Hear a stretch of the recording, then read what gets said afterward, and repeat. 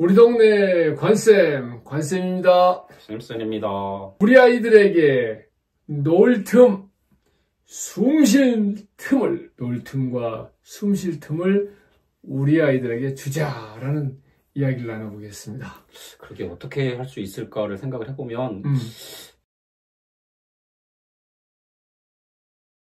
일단은 제가 어렸을 때 언제 놀았지를 생각을 해봤어요. 생각을 해보면 결국에는 뭐 날마다 놀기도 했는데 날마다 놀았는데 숙제만 해놓고 계속 놀았던 것 같긴 해요. 근데 중요한 건 이제 심심할 때 놀았던 것 같아요. 심심할 때. 그래서 심심할 틈을 좀 줘야 되지 않을까? 아이들에게 아이들만의 시간들.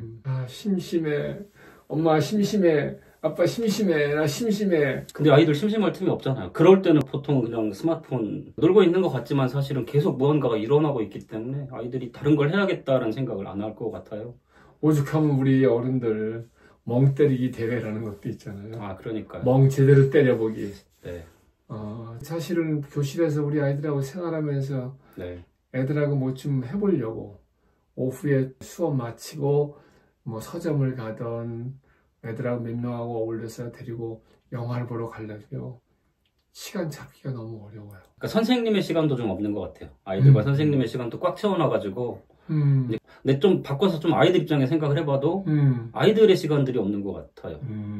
사실은 이제 어른들의 시간들로 채워놨거나 아니면 스마트폰으로 대표되는 현대 자본의 힘들이 아이들의 시간들을 좀 지배하고 있는 건 아닌가 하는 생각이 들어서 좀 안타깝다라는 생각이 들더라고요. 아이들의 삶을 이해한다는 게 참 쉬운 얘기는 아닙니다. 네네. 왜냐하면 누구의 삶을 이해한다는 거는 내 생각, 내 기준에서 벗어나서 상대의 입장에서, 처지에서 그 시간을 분석해야 되는데 우리 아이들하고 그냥 월요일부터 일요일까지 시간대별로 분석을 해보면 사실은 수많은 아이들이 숨 쉴 틈 없이 움직이고 있어요. 그렇죠. 경쟁적으로. 그러니까 어떻게 보면 좀 아이들의 시간과 공간과 신체를 국가와 자본이 점유하고 있는 건 아닌가 하는 생각들이 저는 좀 들더라고요. 부모와 교사들이 그 역할들을 좀 하고 있는 것 같고요. 얼거매고 있는 거. 네네. 보이지 않는 손처럼. 사실은 우리가 아이들에게 놀 시간을 많이 줘야 된다라고 주장은 하지만 그럼 어떻게? 라고 들어가면 부모 입장에서는 사실 쉽지 않아요. 그렇죠. 그래서 이런 생각을 합니다. 저는 이 시대에 이 순간에 살아가고 있는 우리 아이들이 놓여있는 삶의 환경을 인정해야 된다고 봐요. 굉장히 힘든 상황이지만 인정하되 그 틈에서, 그래서 제목을 그렇게 잡아본 겁니다. 놀 틈, 놀 시간이 아니고 놀 틈, 숨 쉴 틈, 요만한 구멍을 내는 거죠. 그 틈을 만들어 주려고 우리 어른들이 노력해야 되는 것은 의무다. 선택이 아니고 의무다라는 생각을 하면서 저는 아이들이 놀이의 맛, 그 놀이의 짜릿한 맛을 잠깐이라도 보게 해주려면 어떻게 해야 될까 생각을 해봅니다. 그러게요. 어떻게 해야지 아이들이 놀이의 맛을 볼 수 있을까요? 많이 고민이 필요할 것 같아요. 단순하게 어른들이 아이들한테 이걸 가지고 놀아라고 제공을 해주고 아이들이 단순하게 그것만 소비하는 형태의 놀이들을 좀 뛰어넘어야 될 것 같아요. 어떤 물건을 사주고 선물을 사주고 그렇게 해서 노는 게 아니에요. 네. 그게 아니라 아이들이 아까도 심심할 시간을 이야기했지만 아이들의 시간들을 아이들에게 돌려주자는 얘기이기도 하거든요. 그 속에서 아이들이 놀거리들을 선택해보고 만들어보고 놀 사람들을 찾아보고 할 수 있는 시간들. 심심해보는 것도 되게 중요한 것 같아요. 그런 면에서는. 네. 심심한 시간이라는 건 내 삶이거든요. 네, 그래야지 거기에 뭔가를 스스로 선택해서 채울 수 있는 거잖아요. 지금 말씀하신 스스로 선택한다는 게 어쩌면 놀이에서 매우 중요한 요소거든요. 네. 남이 시켜서가 아니고 부모나 선생님이 만들어준 환경 속에서 하는 게 아니라 내가 스스로 선택하는 것. 꼭 놀이가 아니래도 가족끼리 여행을 갈 때도 그렇죠. 여행 장소를 고르는 것도 식당을 고르는 것도 아이들이 해보게 하는 것. 그렇죠. 결정을 해보게 하는 거죠. 내가 끌리는 대로 가족들의 상황을 봐서 거기에 맞춰서 장소도 골라보고 또 심지어는 어른들이 장소는 골랐어. 근데 갔을 때 확 어딘가 달려가는 것. 장소 눈에 끌려서 몸이 끌려서 가는 것. 뭐 좀 먹어보고 싶은 것. 이런 것도 아이들이 끌리는 대로 해볼 수 있는 기회를 주는 것. 그렇죠. 그것도 중요한 거라고 봅니다. 그 아이들이 아이들 삶의 주체로 선택을 해보게 하는 것들이 되게 중요한 것 같아요. 놀이에 있어서도 마찬가지고 다른 활동도 아까 방금 말씀하셨던 것처럼 이제 그렇게 이루어지면 좋을 것 같고 놀이 역시 마찬가지라고 저는 생각을 하거든요. 그러니까 저는 이제 학교에서 체육 시간을 통해서 놀이들을 많이 하는데 무엇을 할지도 아이들이 많이 선택하게 하거든요. 네, 같이 네, 선택을 네, 하게. 네. 제가 정하기도 하지만 제가 그럼요. 제시하기도 하지만 그럼 아이들이 이제 찾아보거나 고민해봐서 선택을 하고 그것들을 직접 해보고 하는 시간들을 이제 많이 갖고 있어요. 아이들에게 아이들이 주인이 될 수 있는 그 틈들을 자꾸 만들어주는 건 되게 중요한 것 같아요. 또 아이들이 하다 보면 뭐 혼자 몇 명이 결정하기도 하지만 그렇죠. 회의를 해서 하기도 하고 네. 그날 날씨라든가 기분 또 오늘 뭐 누가 예를 들어 전화가 왔다든가 누가 기분 나빠서 막 싸웠는데 그걸 풀기 위한 자리라든가 예. 그럴 때 아이들이 선생님 우리 오늘은 친구들끼리 싸워서 기분도 그런 나가서 같이 놀면 어때요? 네네. 이렇게 말할 수 있는 이 환경을 만들어주는 거. 그렇죠. 그것도 굉장한 선택이거든요. 주체로서 쓰는 거고. 그 아이들의 놀이를 맛볼 수 있는 것은 틈새로 만들어주는데 또 아이가 뭔가 선택할 수 있는 기회를 주는 거죠. 놀이도 네네. 또 체육 시간도 여행 가서도 또 어딘가 가서 놀 때 놀이할 때 그 놀이를 선택하는 것도 되도록이면 어른들이 아니고 아이들이 하게 할 수 있는 노력하는 거죠. 그 다음에 아이들 또래끼리 모이는 경험이 적어요. 우리 아이들 삶을 제가 시간표별로 반 애들한테 쪽지 받아가지고 분석을 해본 경우가 여러 번 해마다 해요. 담임할 때는. 근데 보면 학원에 가면 다른 학교 아이들 오두고 이렇게 섞이는데 자기가 말할 수 있고 편하게 놀 수 있는 아이들 또래끼리 모이는 경우는 학교가 유일합니다. 그렇죠.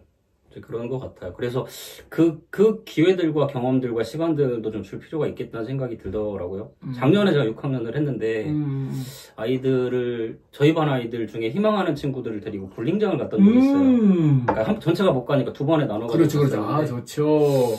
그랬더니 이제 무슨 상황이 생기냐면 아이들끼리 일요일날 같은 때 자기들끼리 같이 시간을 맞춰가지고 볼링장을 가서 같이 노는 이제 모습들이 좀 나타나더라고요. 저한테도 선생님 시간 좀 내주세요 해가지고 이제 같이 가자라고 얘기를 하기도 하고. 근데 이제 부모님들도 그게 좋으셨나 봐요. 또 왜냐하면 한 번도 누구와 일요일날 만나가지고 그런 식의 놀이일 수도 있지만 아닐 수도 있는데 아무튼 그 시간들을 같이 할 수 있는 무언가를 찾아가지고 했던 일이 없었는데 이제 그런 경험들이 작년에 있었죠.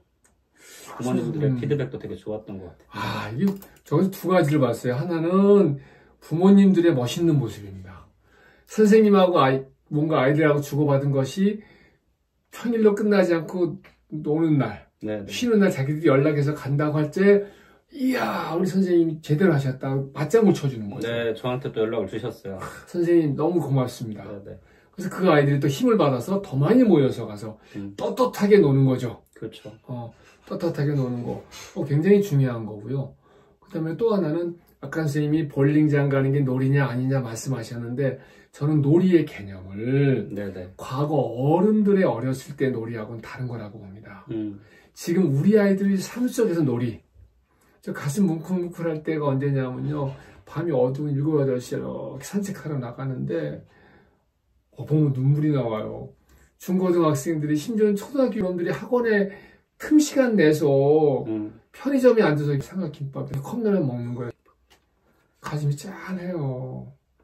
그리고 그걸 보면서 저게 우리 아이들이 지금 살아가는 삶의 모습이다. 그렇죠. 저 볼링장에 가는 거 놀이라고 봅니다.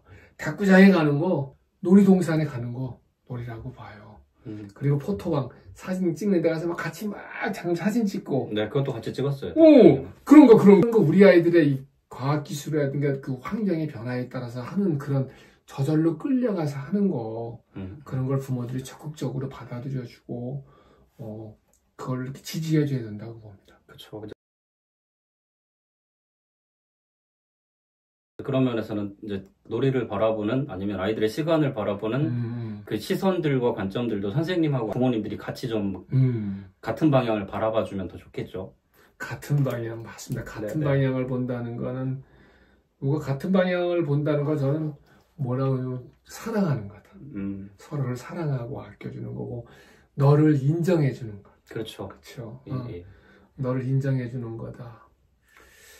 놀이 시간을 주고 놀 틈을 만들어 줄 때 우리 아이들의 지금 놓여 있는 삶을 기준으로 해야 되지. 그렇죠. 과거의 기준으로 하면 안 된다는 생각이 들고요.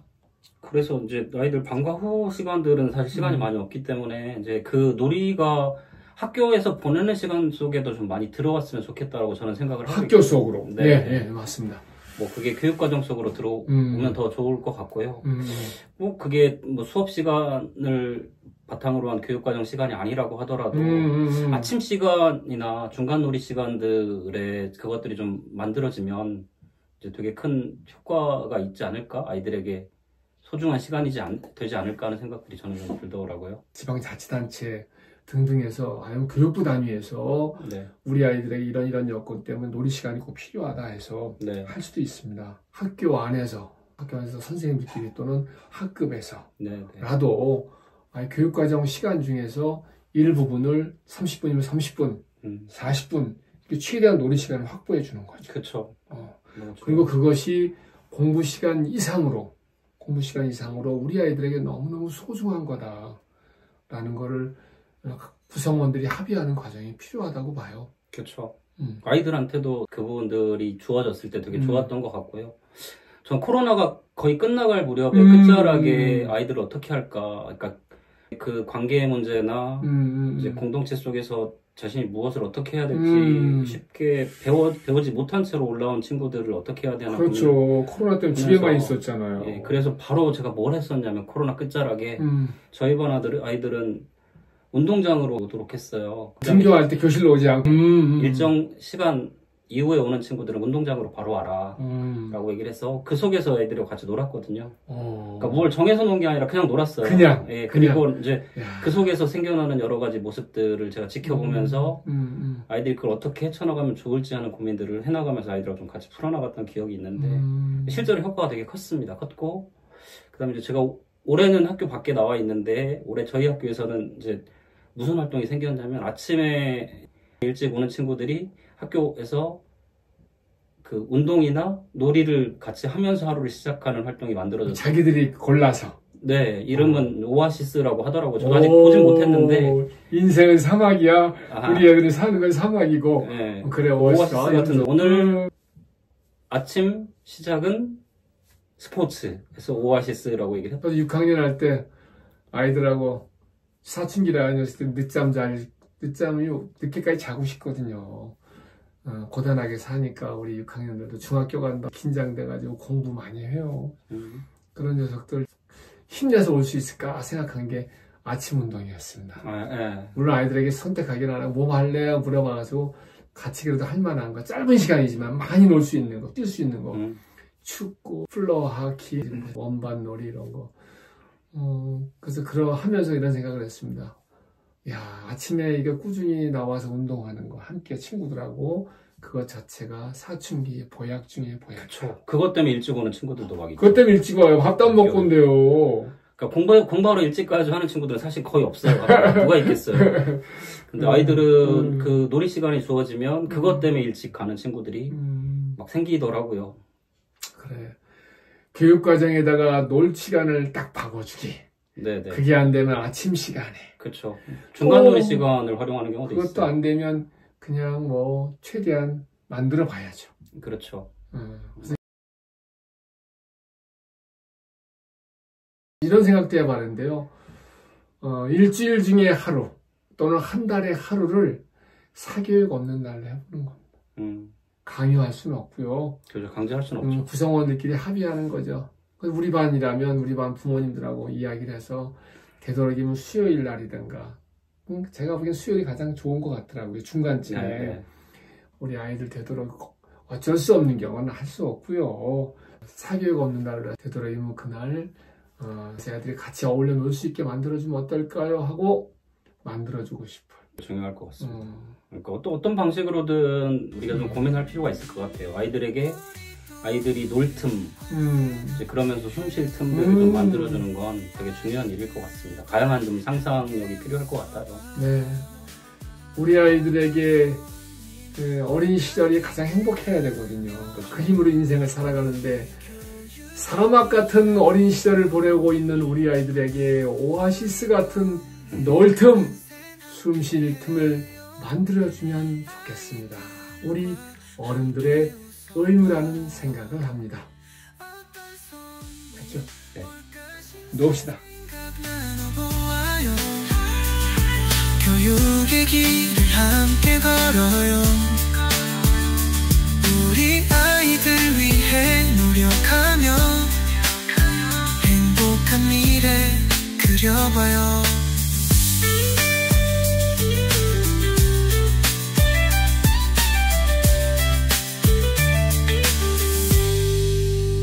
우리 동네 관생 함께 해요.